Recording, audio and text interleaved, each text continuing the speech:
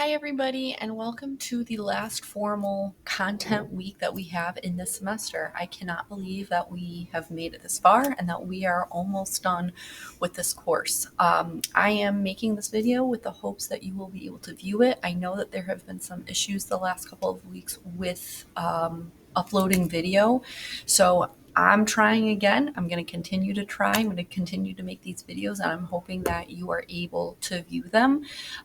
Thank you to those of you that have reached out and consistently reached out to me whenever you see a problem, whether it's with Blackboard itself and not being able to view the content and or the video, or with the grades, because I know that the grades have been an issue, but I think that I have figured out that issue. So everybody should be seeing their grades as up to date thus far. So if you are noticing any issues, please reach out to me. I don't know there's an issue if no one tells me.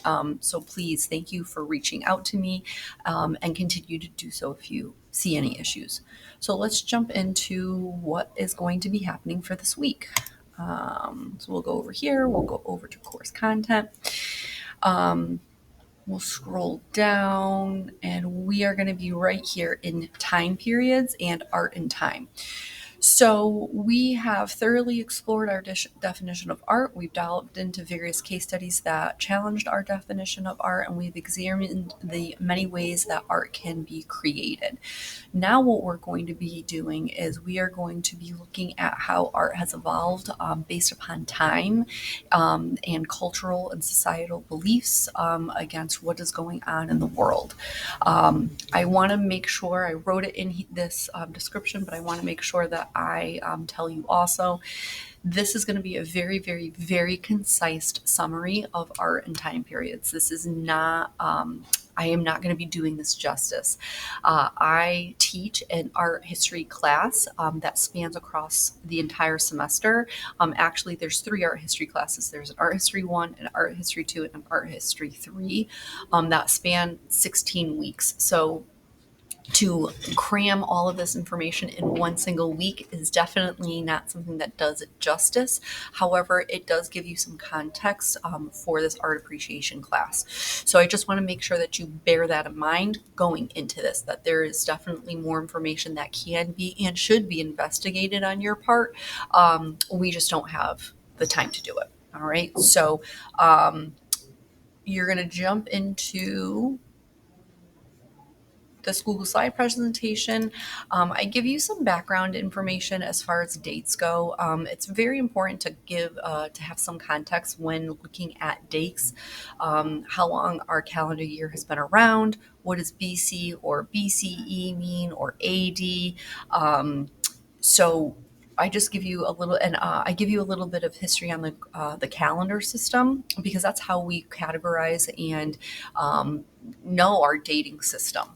So it's good to have a little bit of context with that before you jump in.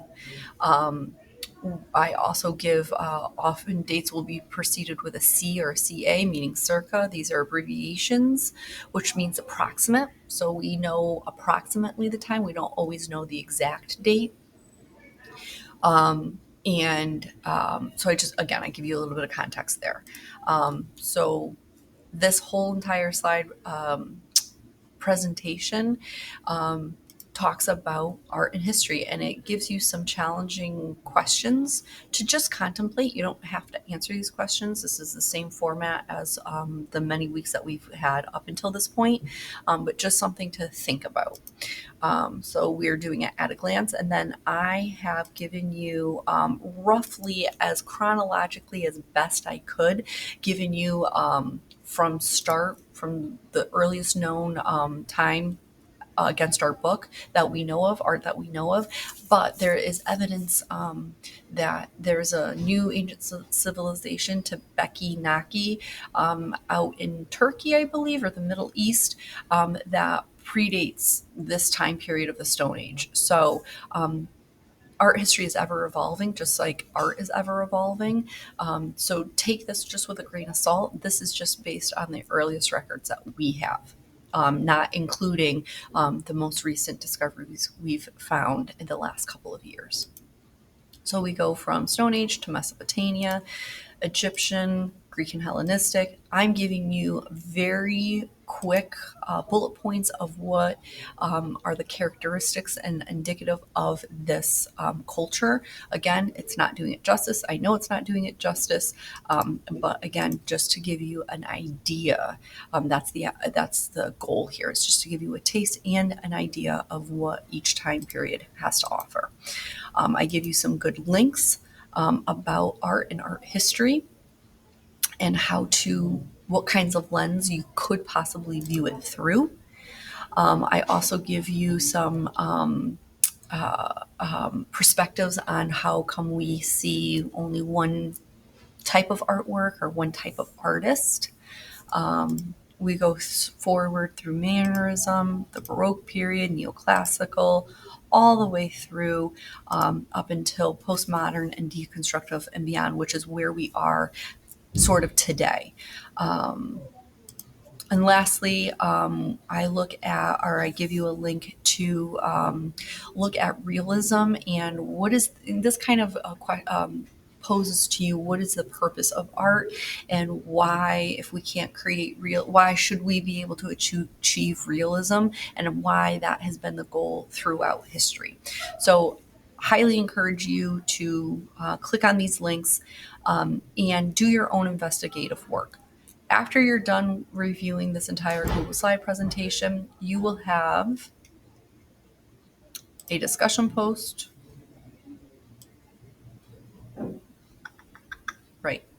right here.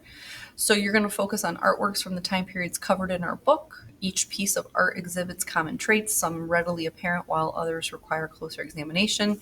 I've provided guidance in the bullet points below for this. So you're going to identify common characteristics within each work of art, such as the elements and principles, symbolism, artistic purpose, and cultural reference. So just responding to the various artworks I have provided for you, and then responding to two other classmates. Then lastly, you will have a journal post right here. So this week is going to be a little, oh no, I'm sorry, it's not this one, this one. This journal post is going to be a little bit different. So I'm giving you, I'm charging you with the challenge of choosing two contrasting time periods in art history, such as the Renaissance and the Modernist period. I would like you to compare and contrast the prominent artistic styles, themes, and techniques in each period, and then discuss how social values, technological advancements, and cultural shifts influence the art of these periods. That is, in essence, how art history is developed. So when looking at art history, there is a certain amount of context that you need to be able to have in order to appreciate the artwork. That's exactly what I'm asking you to do here. So there's going to be a little bit of research that you're going to have to do outside of our book, although the book that we have is a very good resource for you to gain all of this information. This is all going to be due on Sunday. If you have any questions, please reach out. I'd be happy to help you with anything that you are struggling with. And again, if you are not able to see something or something looks amiss, please reach out to me and I can troubleshoot then and there. All right, looking forward to the work that you have ahead of you.